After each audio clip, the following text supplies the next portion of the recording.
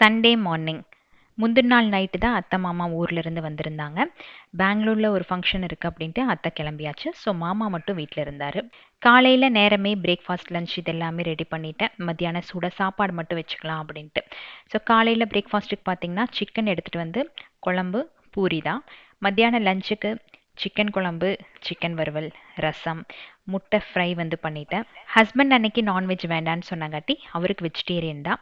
So chicken கிரேவிக்கு நம்ம ready பண்ண விழுது இருக்கு இல்லையா, அது கொஞ்சம் எடுத்து மீல் மேக்கர் போட்டு அவருக்கு மீல் மேக்கர் கிரேவி பண்ணிவிட்டு முருங்கைக்காய் கொஞ்சம் இருந்தது அது போட்டு முருங்கைக்காய் பொரியல் பண்ணியாச்சு.